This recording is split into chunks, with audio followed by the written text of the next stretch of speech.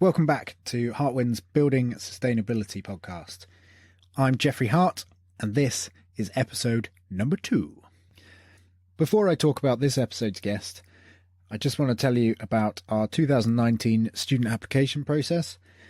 We are building 2 straw bale workshops from foundations right the way through framing, insulation, putting the roof on, doing everything. You can come along and be part of that. And it's free. You will receive a complete build education with classroom sessions to talk about theory, but mostly you'll be just getting hands-on and learning by doing. So if that sounds like something you'd like to do, head on over to the Hartwind website, read the information on there, tell you all the dates and what it's going to build, some pictures of what the thing looks like, and there's also the application form, so get that filled in and we can't wait to read all about you. So this episode's guest is Chris Vernon. Chris was a climate scientist, realised that there was enough climate scientists saying this is what you need to do and not really enough people doing it. So he and his wife Erica and their family have moved to Wales to build a new small holding under Wales's One Planet development policy. I'll let Chris tell you more about that and what it all entails in the episode.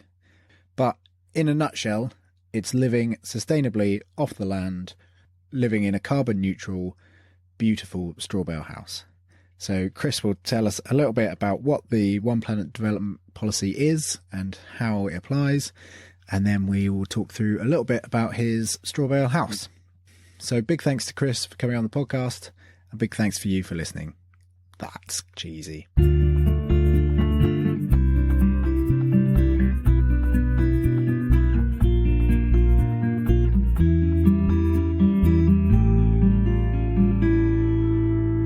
We're currently in our house that is not quite finished, but we're nearly there. It's our self-built house on our One Planet development in Carmarthenshire in Wales. We've spent the last 2 years or so building this house, and it's at the stage where the two of us can sit down and have a relaxed conversation in it. The sun is shining and the house is working. Yeah, it's lovely and warm on this reasonable day. Well, actually, for March, it's pretty glorious. So I think we'll come back to One Planet development and what that is and what it means. But I'm interested to know about your background and what's led you to this point. Yeah, so this point is myself and my wife and children living in a rural setting, basically a small holding in southwest Wales. But we didn't always live like this. Whilst I did grow up on a small holding in a different part of the country, for the last 20 years or so, I've been, after university, working in engineering and most recently at the Met Office, looking at climate change, amongst other things. But a few years ago, I think we came to the conclusion, my wife and I, she's also a climate scientist, that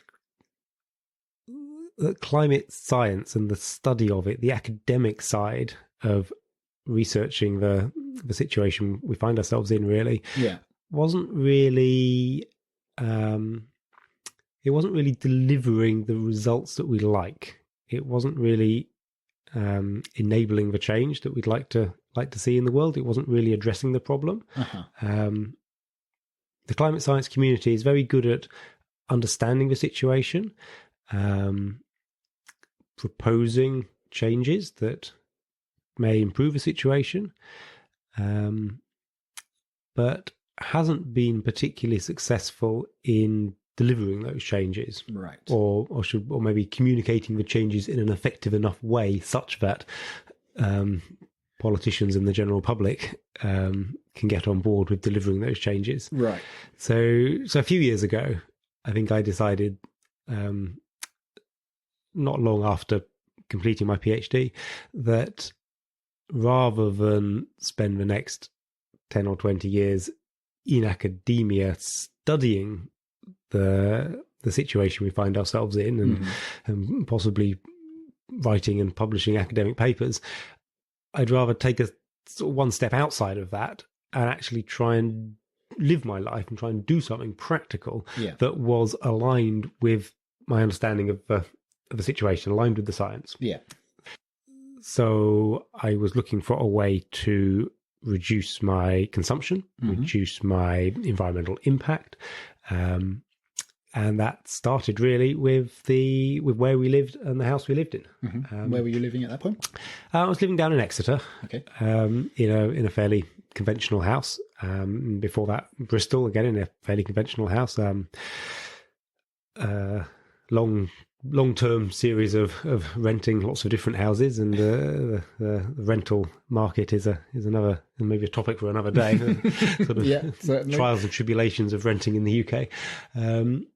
But yeah, we wanted the security of owning our own house, but houses are rather expensive, and whilst we probably could have afforded to buy a house, it would have entailed several decades of mortgage and both of us working most of the hours. And with a young family, we didn't really want to lock ourselves into that situation of having sort of decades worth of mortgage to pay off. So we were looking at, well, what are the alternatives? Are we able to self-build? And it turns out that we are able to self-build with a whole host of advantages that can bring. Right. And so now we're talking about the one planet development now, aren't we? And that's it's actually quite difficult to self-build affordably, I would say, in the UK, because any plot that has building permission is vastly inflated in price, and anything without is you're gambling a huge amount if you can actually get planning. Yes, that's definitely the case. The planning system in the UK has had a very abrupt cut off, in that either land has planning permission to live on, in which case developers build as many houses as they can, and you have small houses with small gardens to maximize the return for the developer, or you have open countryside with no houses on it. Yeah. So the concept of creating a new house with a parcel of land attached to it, basically a small holding, just doesn't really exist in the planning system. So there are thousands of small holdings in the UK, but there are very, very few small holdings that have been built since the 50s, right, since the sort of existing framework of planning legislation came into force.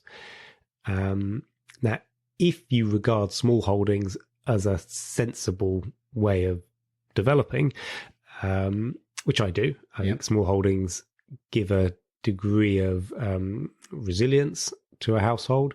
They enable a household to have a lower environmental impact. A degree of there's also a degree of responsible land stewardship that's possible with small holdings. Small holdings are very good for biodiversity. They're very complex environments, rather than sort of dense urban environments which don't have a lot of space for biodiversity, and monoculture industrial agriculture in the countryside, which again doesn't have very much space for biodiversity. So I think small holdings are a nice way for humans to interact with the Earth system. But the planning system doesn't recognise that. The planning system basically doesn't make it possible for the creation of new small holdings in the UK. There are a few sort of bits of policy that blur the edges a bit. But here in Wales, we have the One Planet Development policy, which specifically allows the creation of new small holdings or new small farms in the open countryside. So you're able to build a house in the open countryside, which typically isn't possible under planning policy. But there are a number of requirements to ensure that remains a sensible decision. Firstly, talking about the building itself, the building itself needs to be zero carbon in construction and use. So no fossil fuels used in its sort of operation. You're not allowed to be using coal or oil or gas or grid electricity, which is generated from gas in part. Right.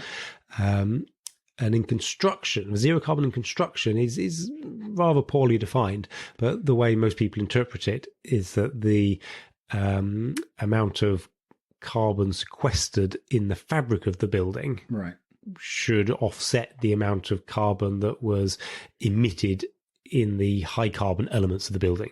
So glass, for example, is obviously an element of a building which is unavoidable, but does have a carbon footprint associated with it. So you're talking about there things like trees or straw where they've grown out in their field, and they are carbon, and you're using those as a building material. So by sequestering them, you're essentially stopping them breaking down. That's exactly it. So when the tree grows, it absorbs carbon from the atmosphere, and when if the tree were to die and decompose naturally, that carbon would return to the atmosphere. If it were to be cut down and burnt as firewood or chipped and burnt in a power station, or if it was chipped and then the chips were put on the ground to compost, that all releases the carbon again. So the tree dies, and within a year or 2 or 3, depending on how it was used, the carbon that it absorbed during its lifetime will be back in the atmosphere. But the timber we've used in our house, and we've used quite a lot of it because it's got a fairly significant roundwood timber frame. It's a 2-story house, and also all the joists and rafters are locally sourced timber as well. That carbon that's in the timber will be sequestered, kept out of the atmosphere for at least the age of this house, which could be hopefully in excess of 100 years. But even if this house were to fall down, a lot of the timbers would be recovered and used in a subsequent building. So by capturing this timber and using it in construction in the way we have, we've kept that carbon out of the atmosphere for many centuries. We anticipate. So that could be seen as sequestered carbon, which, when you run the numbers, has offset the amount of carbon involved in the manufacturing of the glass and the manufacturing of the copper in our electrical wires and that sort of thing. So you're trading the two off against each other. And it's not just for timber. We've also used straw bale in the walls. We've used almost 500 straw bales in the wall. So that's, again, represents a few tons of carbon, which is locked up for, instead of 1 year, which it would have been if the straw had been burnt, or if it had been used as bedding, or been ploughed back into the field. That straw is now being held. That carbon is now being held back from the atmosphere for the lifetime of the house. Which, given where we are with carbon emissions and the amount of carbon in the atmosphere, I'd argue that sort of any little helps keeping carbon out of the atmosphere right now is a positive. So not only is there that positive that we've kept carbon out, but by using the straw and the timber instead of using bricks and cement to build the house, we've kind of win twice in a way. We've captured carbon from the atmosphere and kept it there, but also we've mitigated the use of the alternative, which would have been the bricks and the cement. So it's depends on how you run the numbers and things, but generally we're confident that us choosing to live in this house and create this house has had a lower impact than if we'd chosen to have a conventionally built house built for us, or live in an existing house but require someone else to live in a new house, if you know what I mean. Sure. And it would is there a possibility of a net gain in? Have you actually done the numbers? We haven't done the numbers to that degree of certainty that there's a possibility of a net gain. There may be. I wouldn't like to pin my flags to that mast exactly, but Yeah. it's going to be of that order. Excellent. So that's one of the elements of one. Yes. So the One Planet development policy. So that's the buildings themselves. There's also a requirement to meet your minimum needs from the site itself. Okay. Now, this isn't the same as being self-sufficient. I'd argue being self-sufficient is basically impossible in a Western country in today's world. But the planning policy quite specifically defines your minimum needs. And your minimum needs are your energy, your waste assimilation, the stuff that can be composted. There's also some financial minimum needs, such as paying your council tax, right? Paying transport costs, paying for your clothing, paying for your IT and telecommunications. Council deems as a minimum need these days, right? And a fraction of your own food. So we need to make about 2/3 of our own food from site, right? But the food itself is a little bit awkward.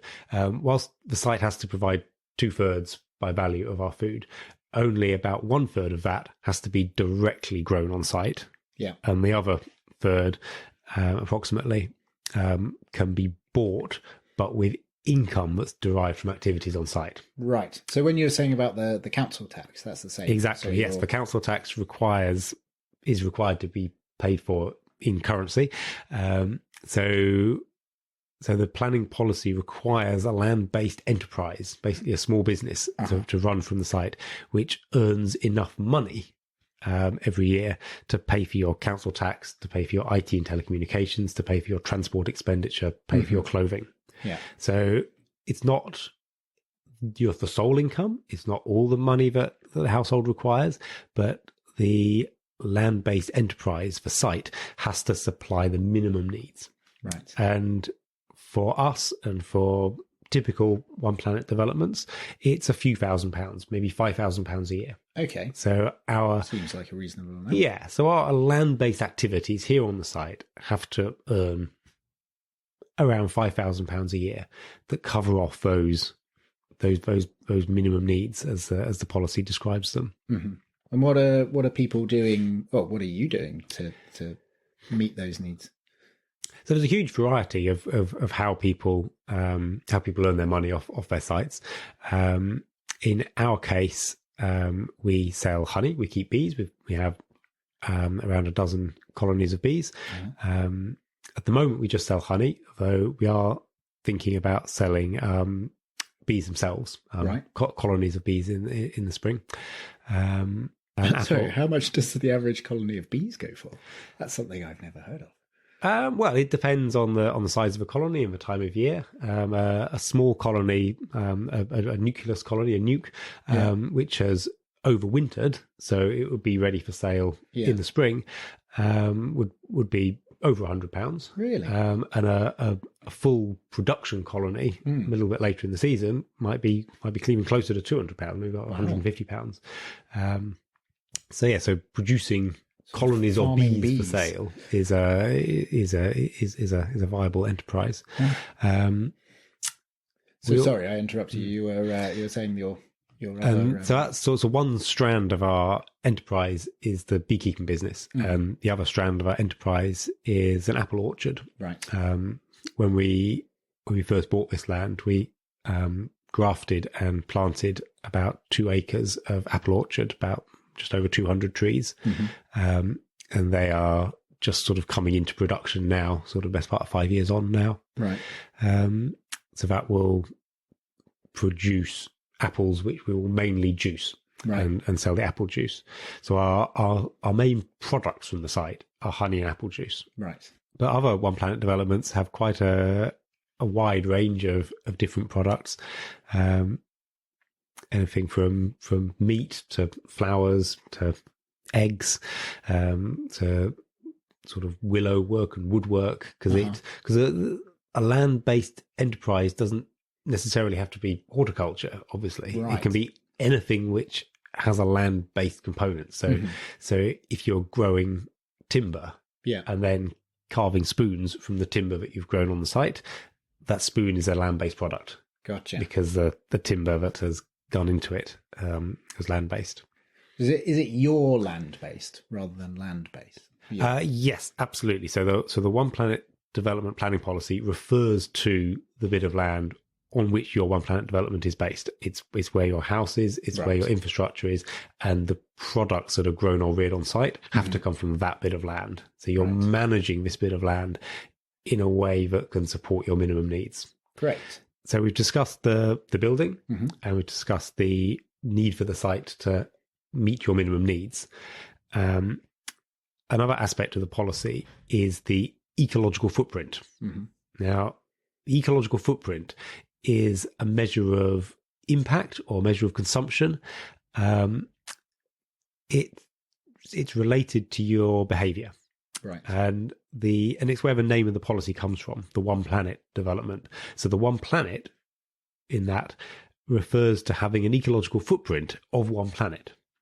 And what that means is if everybody had an ecological footprint of one planet, then we as a global population would be sustainably using the Earth's resources. As in we would need one planet. We would need one planet to support us. Right. So our consumption of food and of raw materials, but also our production of waste and the assimilation of that waste into the Earth system would be basically in balance.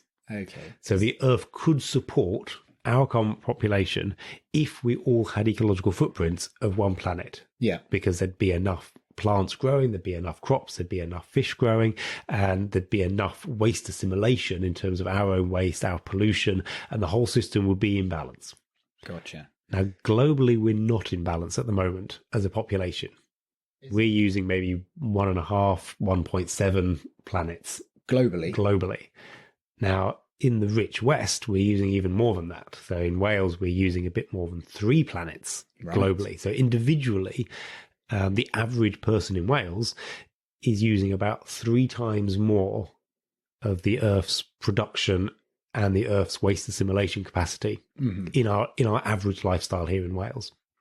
But those people living on one planet developments have moderated their behavior, moderated their consumption, such that our impact is down to the one planet level. Yeah. So we're not making excess demands on the planet. I think I heard that if we all lived, was it like they're living in Dubai, it was something like 8 planets or something like that we'd need to sustain. Yeah, there's a broad spectrum. I mean, fundamentally it comes down to how wealthy you are and how much you spend. Right. Because it's consumption based. And if you're very wealthy and if you spend a lot, then pretty much by definition, you've got a high consumption and a high ecological impact. Right. And if you're very poor and you spend very little, then you have a very low ecological impact.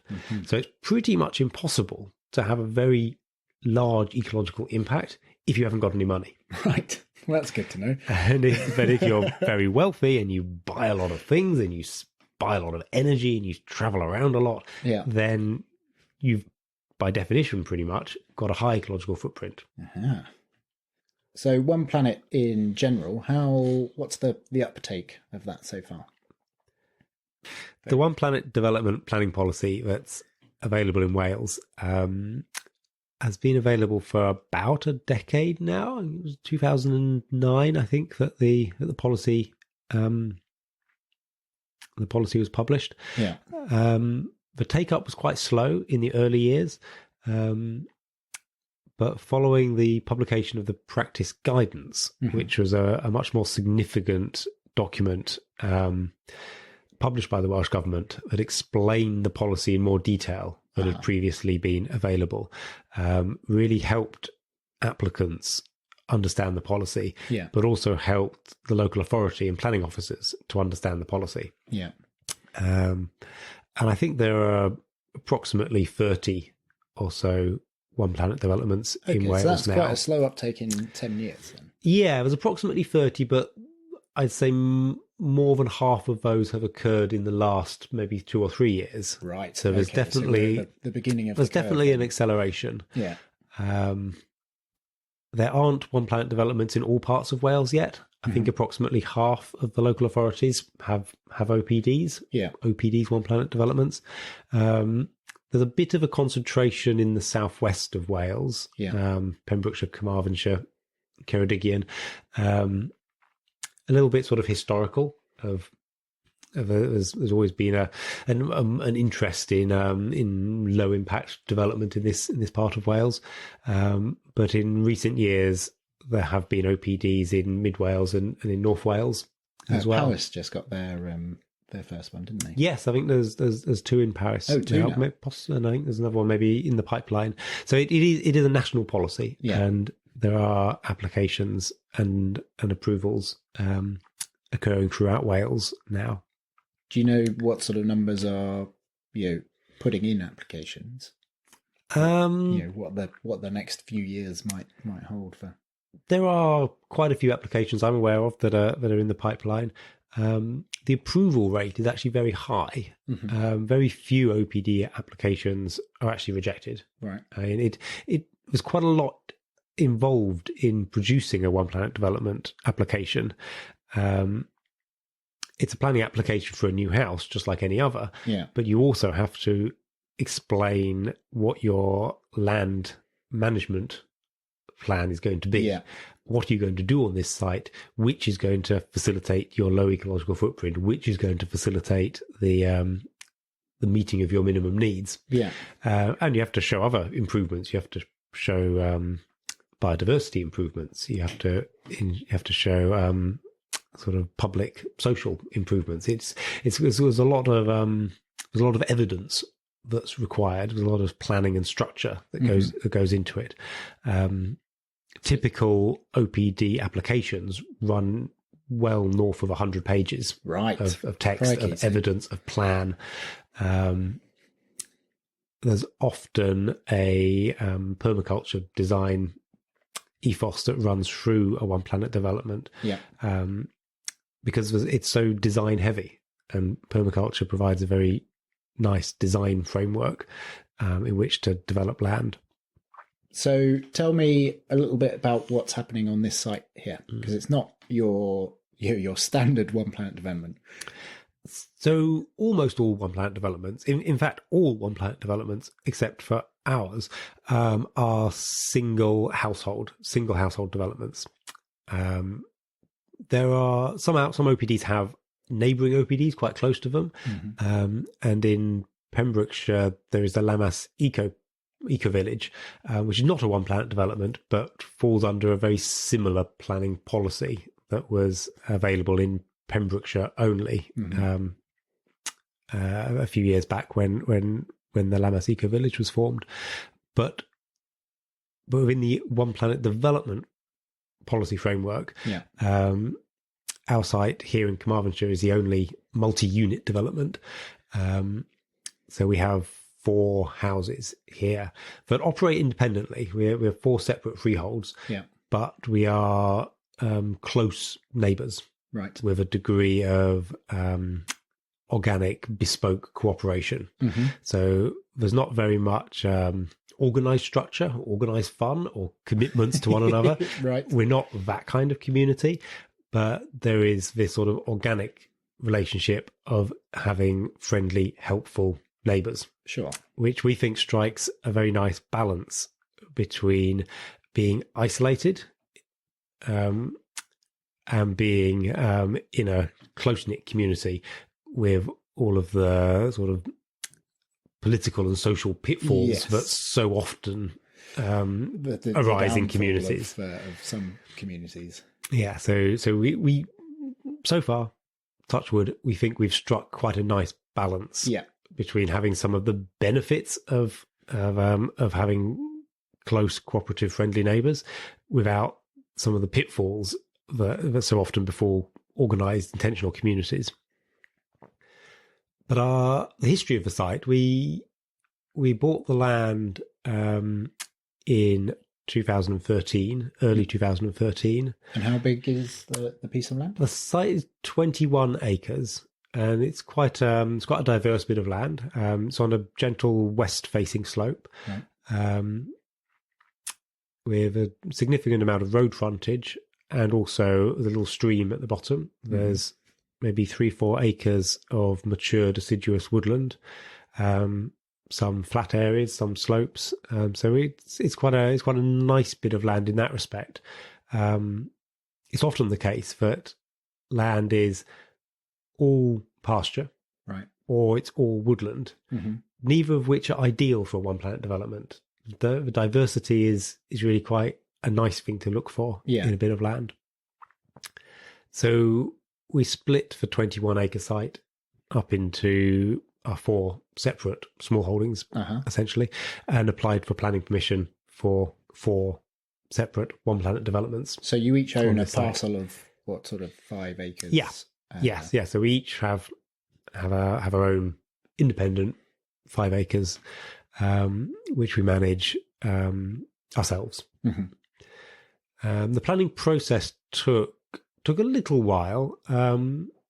We were the first one planet development in Carmarthenshire, and it took a little while for the local authority to get up to speed with the policy. Right. And we changed planning officers twice, sort of completely unrelated, but we went through a couple of different planning officers, which entailed a little bit of delay. But but the application was recommended for approval by our planning officer. Right. But ultimately, the planning committee rejected it on a split vote. Okay. We didn't feel they really understood the policy.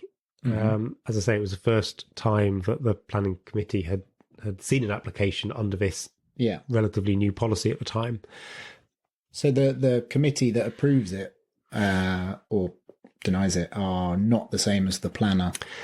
No, the way planning works is the council employs planning officers who are professionally trained in planning, have a degree in planning typically, and they have a good detailed understanding of planning policy. But any decision which is a little bit contentious tends to go to the planning committee, right, which is made up of councillors who have an interest in planning, but they aren't necessarily technically trained in planning the same way a planning officer is. So when our application, which is a very unusual application, and involved a new bit of planning policy, the planning committee were not totally up to speed with it, right, and ended up deciding against us. But we appealed that decision. So the decision went to the planning inspector, and the planning inspector is a planning professional, full-time planning inspector at the Welsh national level, and that's a fresh look at the application. Sure, yeah. And at that point, the planning committee's refusal was overturned, and the inspector granted us permission and awarded us our costs as well, because the decision had been made incorrectly the first time round. So we received our permission in July 2016. And that's when the development really started. And that's when the work started. That's when we started. That's when we started thinking about the sort of details, specifics of the design. And we were able to move on to the site then. I mean, we personally didn't move on to the site. What with having small children and the pitfalls of living in caravans and things. but yeah, so the project here with the 4 households started in summer 2016. Okay. And what's the sort of background of the other people here? Were you a close-knit group before you moved here, or how do you find people to live in a place like this doing this? Of the 4 households that are here, we only knew one of the other households initially. But when we put the word out that they were looking for another 2 households to join us, very quickly people emerged and were recommended to us or became known to us. I can't remember exactly the details. But no, it was not. We weren't a community beforehand, but it was not hard to find people to come and join us. Sure. So after we were granted permission in summer of 2016, it took us a few months to put everything in place to start the build. Right. We needed to use predominantly local natural materials, and that drove us down the timber and straw route, as we discussed earlier. Yeah. There are two different ways of building with straw, really. You can do what's called a load-bearing straw bale build, where the walls are made of straw bales and the roof is sitting directly on those straw bales. So the straw bales are a structural element of the building. And the other way of doing it is to involve some other structure, typically a timber frame. And it's that approach that we adopted on our build. We could have done it either way. I have heard people say the only reason people do timber frame straw bale builds is because they either don't understand the capabilities of the straw or because they like the aesthetics of the timber frame. And I would say 3 years ago, both of those reasons applied in parts to us. Right. So yes, we could have built this building as a load bearing building. But we really liked the idea of having a timber frame, a big chunky timber frame. We've used roundwood larch, and the frame sits inside the fabric of the building. So the corner of each room has a sort of 10, 12-inch roundwood post in the corner of it that supports the structure. They exert a fair amount of dominance into the room. It's a very beautiful thing, and they're round, so they're like the trees already were, and the branching off them, the braces, makes them more tree-like again. So it's very much like you've sort of brought the forest inside. It's a beautiful thing. We found a really nice company, T-Pren. They're based in Lampeter, in Wales. Not very far from here, less than an hour's drive from here. And they're traditional timber framers. It's all roundwood. It's oak pegs. There are no power tools involved in the construction of the frame. The frame was made in the woods. So the framers were able to walk out into the woods. They were able to select the trees they wanted, fell them, and literally drag them 100 yards back to the workshop, where all the jointing was done over the winter. And the frame arrived on site, basically sort of flat pack, if you like. One day, unloading it all. And the timber frame went up in February 2017. Here on site, took about 10 days or so. Right.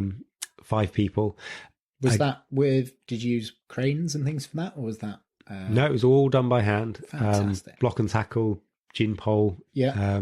No power tools used at all in the construction, the erection. So it was all even big timbers that are the longest timbers here are about 8 meters long.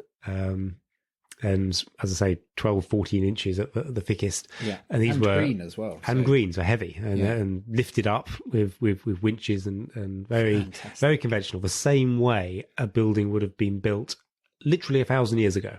So 1,000 years ago in the UK, we were building mortise and tenons with oak pegs in the same way that this house was built. And there's no metal in the frame at all until it came to affixing joists and rafters. So when you start dealing with the square cut timbers, we started using nails. And over the last 2 years or so, as the greenwood has dried out a bit, the joints have sort of tightened up. So the wood is green and will shrink, but the pegs are pre-seasoned, so won't shrink. So the wood tightens around the joints and leaves a really nice structure. But it also has a degree of flex in it. And when you're using the natural materials, it's quite nice not to have super hard, rigid materials, because when you have rigid materials meeting, you can kind of maybe get cracks, and there's always going to be a little bit of movement in a building. And it's nice if the materials, the clay and the lime and the straw and the timber, the whole thing just has a little bit of malleability to it, a little bit of flex to it. So we haven't really had any of the issues in the first year or so of things moving and causing problems. Yeah. There hasn't been Sort of really any, settlement hasn't been really any snagging to do at all, really. Oh, fantastic. Has the drying of the timbers, have you had any loud cracks? And Yeah, we have actually. We only notice it at night, and sometimes you're lying in bed at night, it's totally dark, and you hear this sort of, often a sort of tick, tick, tick, tick, and then a loud crack. Yeah. As the roundwood shrinks a bit and cracks a bit. Yeah. But no, it's structurally there's no issue in that at all. They do say that for a given cross sectional area, a roundwood timber is quite a lot stronger than a square cut timber. Yeah. Because all the fibres are still in place. You're not cutting through the fibres. You're not weakening it. So yeah, from a structural engineering point of view, our structural engineer had no issue with the design at all. He did all the load calculations for our foundation, and basically the roundwood timber frame is significantly over-engineered than what would be required to hold a building of this size up. So as you say, you said at the beginning, these timbers could be, if this house for some reason comes down, they could be reused, like when you see old ship's timbers being used to sort of hold up a barn or something. Yes, absolutely. We would expect a lot of the fabric of this building to actually outlive the building itself. Right. I mean, it's possible this building will stand for hundreds of years, but if it didn't, the timbers haven't been used up in the same way that cement is used up. Yeah. When it goes into a building, you don't recover the cement from a cement building, but a lot of these materials could be recovered. These timbers will have a life, or have a good chance of having a lifespan beyond this building. Keeping the sort of the 1970s and 1980s carbon that's inside them out of the atmosphere for potentially hundreds of years. So hopefully we've sorted out all that carbon issue. Yeah, maybe. You touched briefly on foundations there. I'm interested to know what you used here. I mean, obviously the convention in sort of modern building is to dig a big trench and fill it with concrete. I'm assuming that's not what you've done. Yeah, so the foundations are quite a light touch. The ground here is very solid. We're on quite stony ground. So it's a case of removing all the topsoil, obviously, and removing the subsoil. We didn't have to go down very deep before we got down to something that was really quite solid. Yeah. So we did dig trenches. I think there's 7 trenches that run across the site, and they are filled with 40 mil clean gravel. So self-draining. Just to allow the draining. Yeah. And then there's the contact points where the timber frame meets the ground. Mm-hmm. All the weight of the house is just taken on a relatively small number of these contact points, right, where the timber frame meets the ground, and the ground floor is suspended above ground on the timber frame. So each of those contact points has a large concrete padstone. Right. So we actually use car tires. They're not traditional car tire foundations as is often used in straw bale buildings. We've just used the car tire as a convenient shuttering for cement. Okay. So we have these cast cement pads, which are the size of fairly large car tires, sort of SUV 4x4 type car tires. Yeah. Which give us a nice round solid concrete padstone onto which the timber frame sits with a damp proof membrane as in addition. And so it's real minimal amount of concrete. I think we've used about 500 kilos of cement, so half a ton or so of cement for what is a fairly significant building. So that's well over an order of magnitude less than would be used in a concrete pad or even a concrete ring beam. So we're really pleased to have been able to keep our cement use as minimal as that. It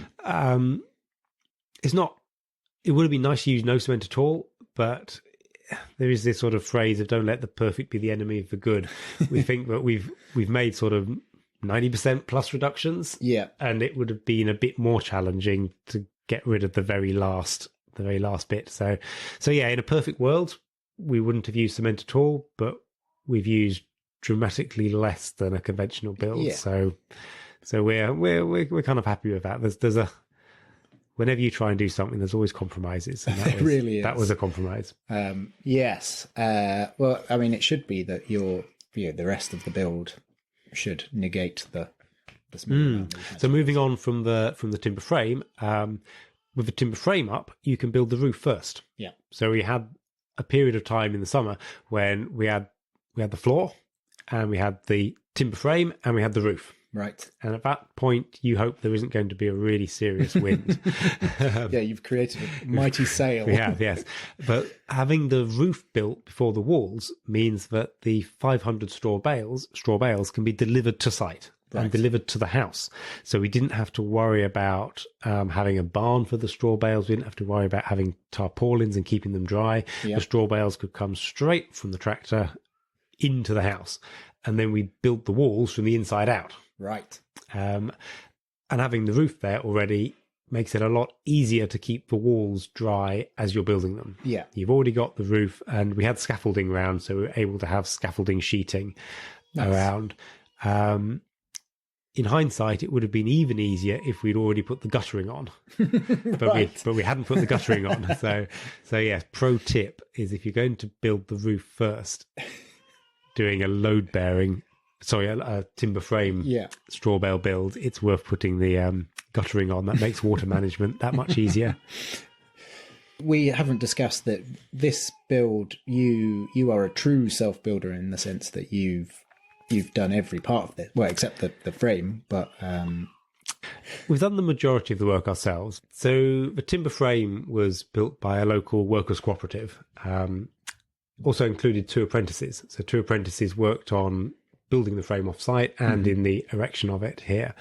So that was nice. So you could say we took on the site with the frame already in situ. So then we did the straw bale walls with the help of volunteers. We did the lime rendering on the outside. That also included a lime rendering course from Barbara Jones of the School of Natural Building. So she hosted a 5-day course here where we learnt how to do lime rendering and also had a few extra hands to help that week. And then the rest of the lime rendering and the clay plastering on the inside, that took a long time, many months of work, and we had a lot of volunteers to help with the lime rendering and the clay plastering. So the only parts of the build that we've paid external professionals to help with is the timber frame, the electrics, right, with a qualified electrician. We had some help putting the steel roof on. Right.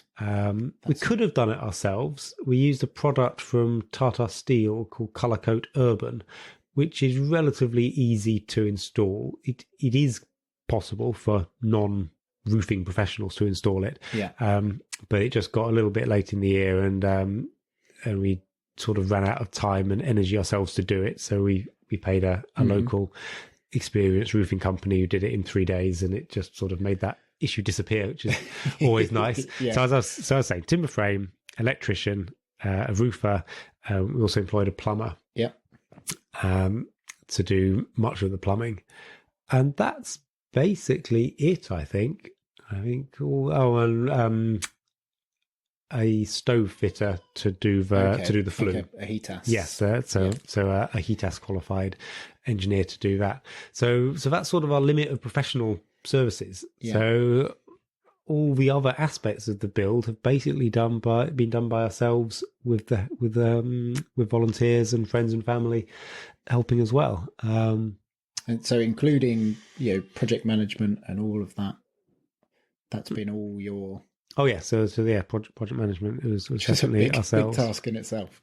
Yeah, and it's taken about 2 years or so to be complete enough to finish to live in. I mean, it's not absolutely finished. There are a few rough edges here or there. Mm-hmm. We'll see how long it takes to if it will ever be what you would call finished. But as we're recording this at the end of March, and our focus is starting to be outside now, and we're looking more at developing the gardens and are growing this year, and expecting the chicks to arrive soon, and it's all just sort of as spring turns into summer, it's sort of building slides down the agenda, perhaps. Yep. But I mean, it's certainly it's very comfortable. It's I think all of your walls, most of your walls have got plaster on them, and it's certainly a livable space. I've seen people live in much less completed. Yeah, we're very pleased with the performance of the building in terms of its heat, especially. We're off grid, so all our electricity comes from our solar panels. We also have a wood stove with a oven and back boiler for heating water. Our photovoltaics, PV electric panels, do generate a lot of our hot water. Mm-hmm. In March this year, 2019, we've only lit the wood stove 3 times. Fantastic. And for hot water, not really for space heating, so we've lit it for hot water. But other than those 3 times, all our hot water has come from the solar electric. Yeah. Being off grid, we can't export the electric, so any solar electric that we generate, which isn't used in that instant as it's being generated, we put into the hot water tank. So we have immersion heaters that keep the hot water tank up. So the hot water is continually being dumped modest amounts of electrical energy. Uh-huh. And unless it's really cloudy for many days in a row, that's actually enough for all our hot water requirements. And last summer, it was only sort of middle of November that we started lighting the wood stove for both space heating and hot water. So all but sort of 3.5 months, we are living on solar PV for our hot water, our electricity. All our cooking is electric oven, electric kettle, electric induction hobs. So PV does work even here in Southwest Wales. I saw a post of yours which was talking about how dark it was was it November, December? So this winter gone was our first winter living here off-grid, relying on our solar panels, and December was very dark. I hadn't realised it at the time, but looking back at the climate data a few months later, here in Southwest Wales, we only had about 30% of the normal amount of sunshine for December. Wow. So it was really dark. Yeah. And because it was our first year living here, we weren't entirely sure, is this normal or is this not? Because, it's quite dark here. We're struggling a bit on the power. But looking at the data has actually made us feel a lot better about the situation. Because it turns out that December 18 was a particularly dark month. There was very stable high pressure, very low cloud. It wasn't a particularly wet month, but because there was this very low cloud base, it was just dark for a lot of the time. And that cloudy, dark weather corresponded with a time when obviously the days were at their shortest. Yes. Now, had that same weather pattern occurred at a time of year when the days weren't so short, it wouldn't have had such an impact. But it was a sort of perfect storm of the very shortest days with the very worst weather conditions persisting for several weeks. And people in this part of the country that rely a lot on solar panels were struggling a bit this winter. But this wasn't typical. It's very likely that next winter will be a lot better than the winter just gone. And do you have a backup source of power? Do you have a generator or water? Or we don't have any backup source of electricity. I specifically designed the PV system, the solar electric system, not to even be able to accept a generator input, because we really didn't even want the temptation of being able to use a generator. So no, we couldn't plug a generator in even if we wanted to.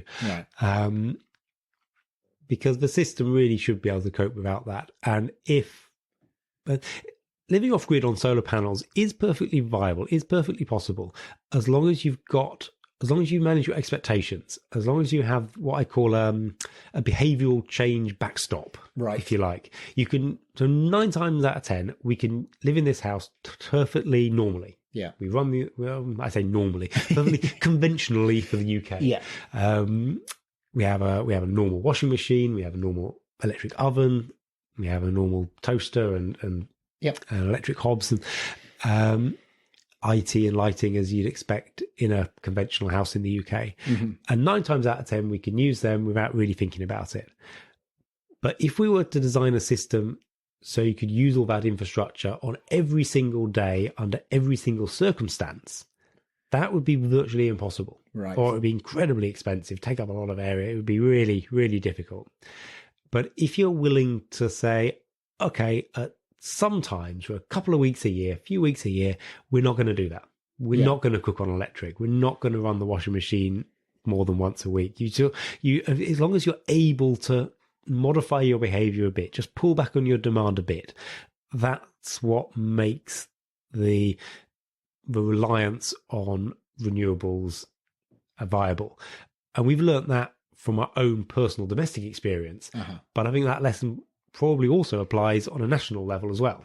So the UK can generate a lot of electricity from renewables, but don't expect renewables to cover absolutely everything all the time and maintain the current behavior mix that we have. But that doesn't mean to say they're not useful, doesn't mean to say they can't make a big contribution. Just don't expect them to be everything, because then you're into a system design which is just hopelessly uneconomical, hopelessly over-engineered almost all the time. Right. If you're trying to cater for the worst case scenario, that means you've over-provisioned all the rest of the time. So it's kind of getting that balance point right. Yeah. And so I should say our solar array is 6.4 kilowatts. Okay.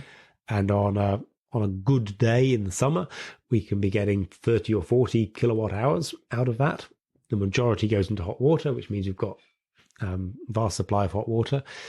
On our very, very worst days, in the middle of winter, we were getting about 0.3, 0.4 kilowatt hours in a day. And that's not very much. No. 0.3, 0.4 kilowatt hours is the equivalent of a few minutes of bright sunshine. Right. But that's what we were getting in over the whole day. And that is barely enough to keep the lights on and keep a fridge running. Yeah. Maybe the internet router.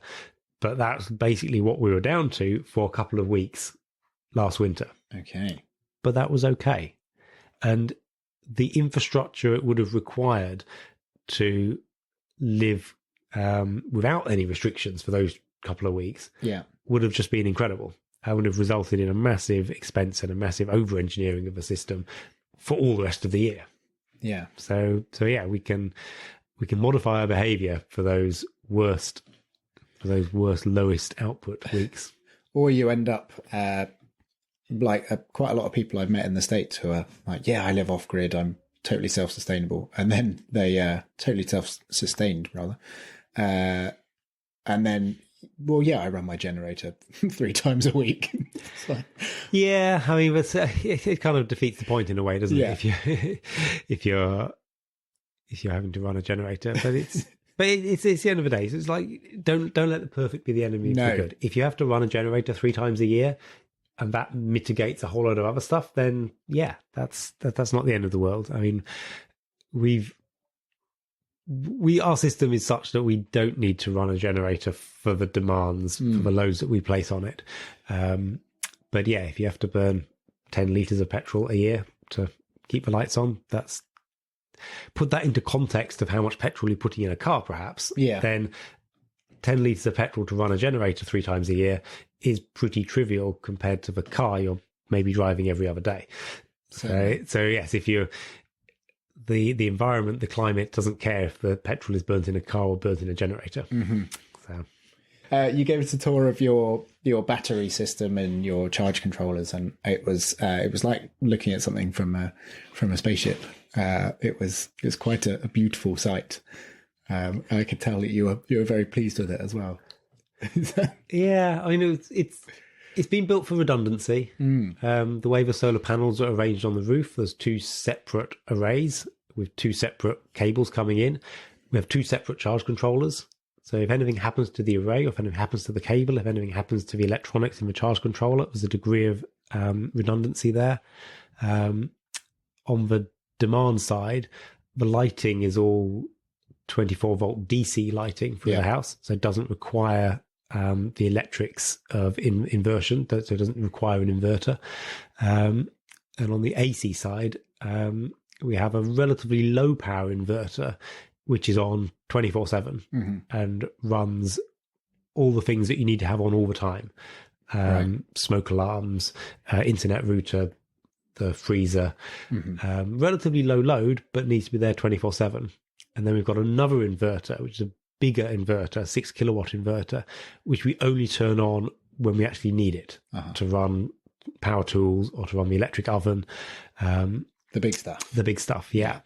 Because if you leave a big inverter on 24/7 just to run your internet router, that's very inefficient, because the big inverter actually has quite a big load, even when nothing is on. Yeah. So we've split the AC supply into this little inverter that's on all the time and a big inverter that we manually switch on whenever we want to use an appliance with a high requirement. And that's that change in habit again. That It's we've learnt to live with the system. It's the new normal.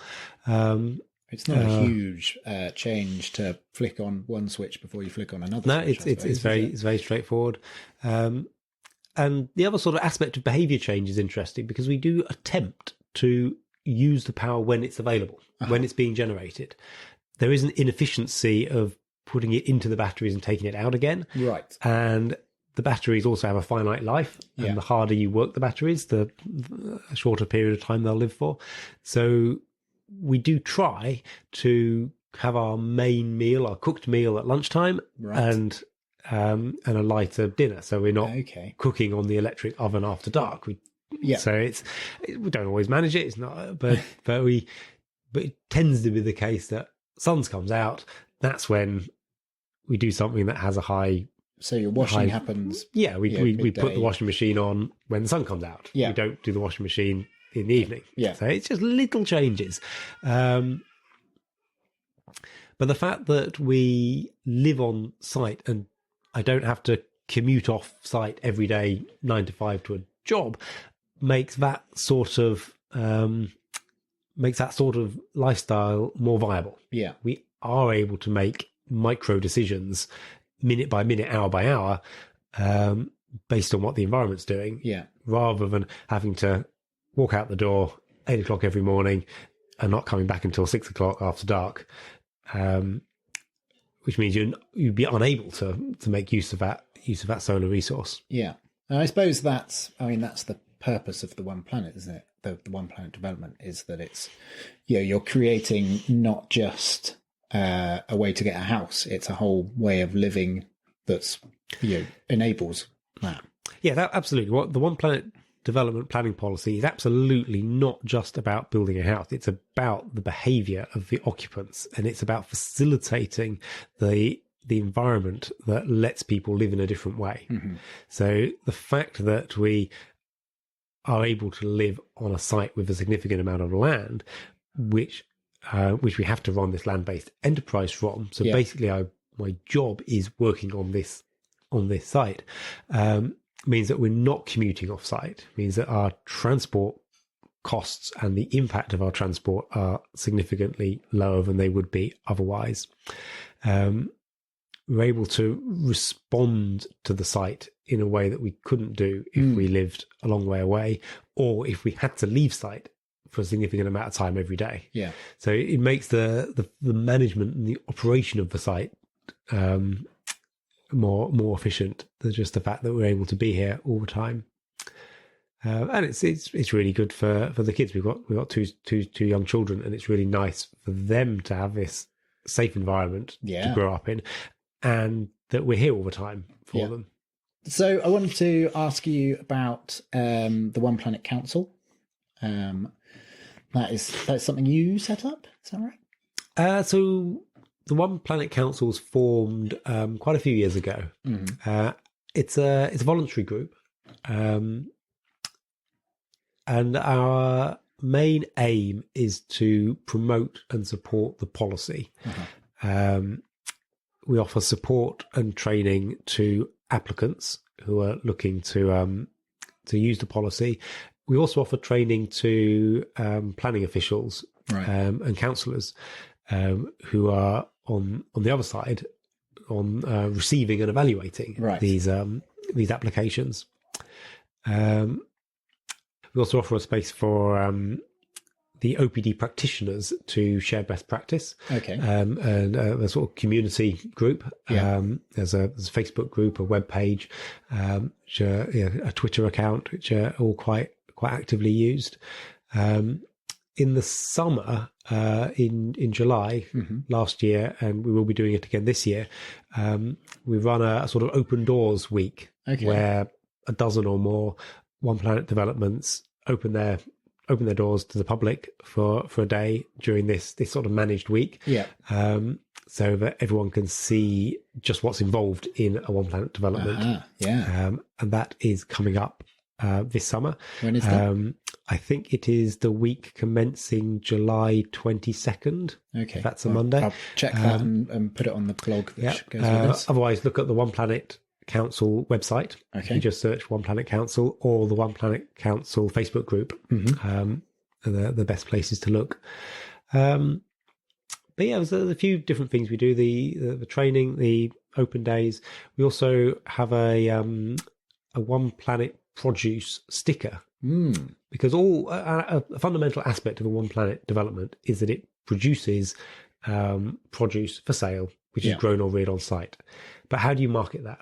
So we have a logo, One Planet Produce logo, which is available for all One Planet developments to use.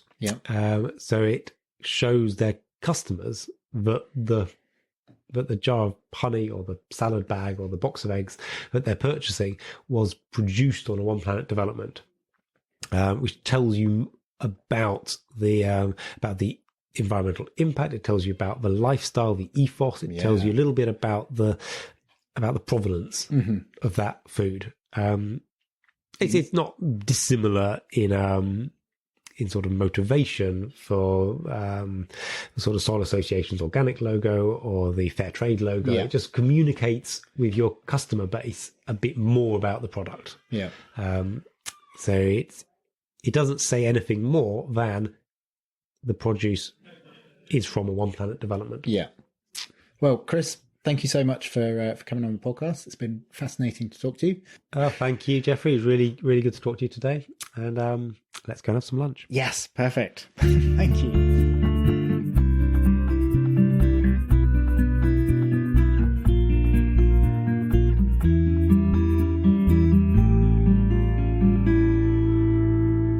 Thank you so much to Chris for sparing the time to speak to me. He is a wealth of knowledge and really great that he is out there doing it. His home is really spectacular. I do recommend you check out T-Pren, which is spelt Typren. They are the Roundwood timber framers. Thank you once again to Mike Bite Hill for the wonderful theme music.